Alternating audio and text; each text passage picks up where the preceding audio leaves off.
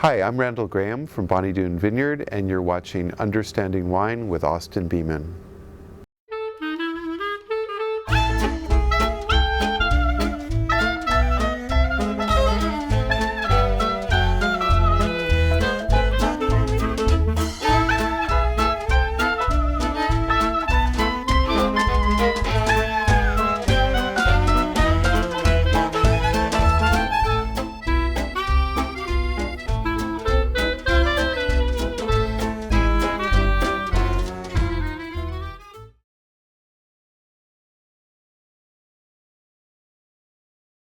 My name is Randall Grahm. I'm the owner and winemaker of Bonny Doon Vineyard in Santa Cruz, California. What can I say? It's been a long journey. That's all I can say. I've been in business for 30 years. It's been a wild ride. I started out very small. The company got very large and very Byzantine and very labyrinthine. Now I'm getting small again and focused, I trust, and hoping to do something interesting in this lifetime, if I can. Well, about 5 years ago, I sold off two of our large brands, Big House and Cardinals and shrunk the production of the winery significantly. I also spun off another company, another brand we had called Pacific Rim, and actually just recently sold that as well. And the motivation for that was, you know, as Dr. Freud tells us, we don't do anything for one single reason, we do things for many reasons. Some of it was the fact that the wine, we had grown so large, we were actually the 28th largest winery in the United States at that point. We were making about 450,000 cases. So this is essentially nosebleed land, at least for me, and I didn't think I had the sang-froid to really continue to grow it. We were now actually, it was a grown-up wine company. We were competing with people who actually really knew what they were doing. And so I wasn't really crazy about continuing to compete, go head-to-head with like real wine companies. But more importantly, I felt that I had really diverged from what was truly important to me and the values that I had when I first got into the business, the idealism I had when I got into the business. And when I started, I really wanted to make, I was very naive. I didn't really even know specifically what I wanted to do, except I wanted to make great wine. Didn't really understand what great wine meant in those days. But I guess what I came to conclude was what was valuable to me was the idea of wanting to make wines that were original, that made the world more interesting for some reason. And I was not, of all the things I was doing, that was not one of the things I was doing.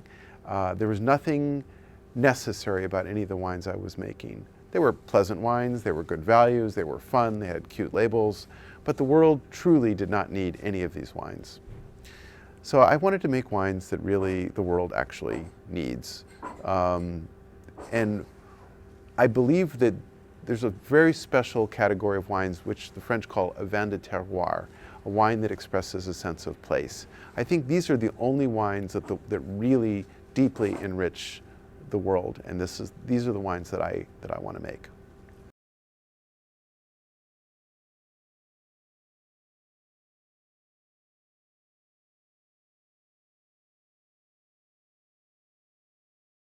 Biodynamics, you could say, is perhaps the royal road to terroir. I think there are several roads to terroir, but I think it is a very efficient methodology for accentuating, amplifying the sense of place. Anything that enriches the soil, microflora, that gives you a stronger mineralizing component works in service of terroir. Well, superficially they resemble one another in the sense that in neither instance do you use synthetic materials in the vineyard, synthetic pesticides or synthetic fertilizers. But biodynamics really has a deeper methodology or a deeper philosophical basis. The basic difference is that biodynamics specifically tries to restore the integrity of the land, of the farm, and make it function as an autonomous entity So true sustainability without bringing inputs in from outside the area. It wants to create the farm as an organism, as an integral organism. And there's specific methodologies that are used. One of them is the use of the biodynamic preparations. Now, the biodynamic preps are a little esoteric. It's a little bit like homeopathy. I think that's probably the best analogy I can make. And these are substances that you apply in very, very small doses, very low levels, unlike a typical fertilizer. And they're not meant to amend the soil particularly, but rather to activate certain process in the plant and in the soil that may not be functioning optimally. So for example, in an organic practice, if you were, let's say you did some petiole tests and you found you were low in potassium, you would schlep in large volumes of potassium to correct that deficiency. In biodynamic farming, what you would do is use a biodynamic prep to activate the potassium process in the plant so the plant could extract the potassium that was already in the soil. So one aspect is the preps. The other would be the use of livestock. And the biodynamic practitioners feel that animals used on the site are very important to create healing and integration. They are naturally they will balance soils. So, you know, in the most banal case, you would use compost. In a better instance, you'd be grazing animals on your property to balance the fertility of your soil. And then another element that's very important, of course, is the biodynamic calendar. And this stems from the belief that there's a natural periodicity to nature. And we can observe, obviously, the periodicity of the sun, the solar cycles, the lunar cycles.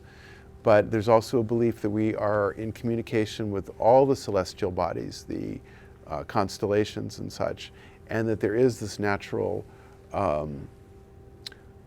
flow, ebb and flow of nature. On a given day, one aspect of the plant might be more dominant than the other. Maybe it's the leaves, maybe it's the roots, maybe it's the fruit. And what you try to do is you try to harmonize your agricultural activities with the natural process, so that if you irrigate on a given day, the plant is going to be able to take up the moisture.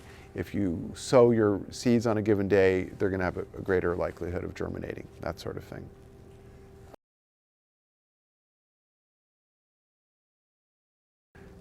I had a number of friends in Europe who had discovered biodynamics, one chief one being Andre Ostertag, who's a friend. And I found that when he changed his practice, his wines dramatically improved. And I mean, this was really a matter of just empirical observation. The people who were farming biodynamically were producing the most interesting wines, the most mineral intensive, the wines that I say will have the most life force. And life force is something that not that many people talk about in wine, but I think it's absolutely the centerpiece. You know, it's one thing to talk about a great wine and a complex wine and a powerful wine, but power can be defined many different ways. And one way I would define power is the wine's ability to persist in the challenge of oxygen. So in other words, you open a bottle, you drink a glass or two, you put the cork back in, or the screw cap, even better, and the wine's going to be good the next day, 3 days later, 5 days later, a week later, even 2 weeks later. And that is a wine with real life.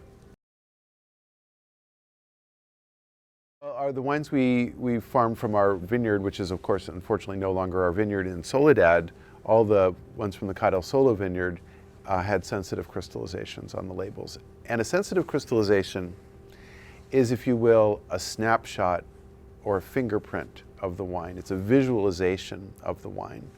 And it's created in a very special way.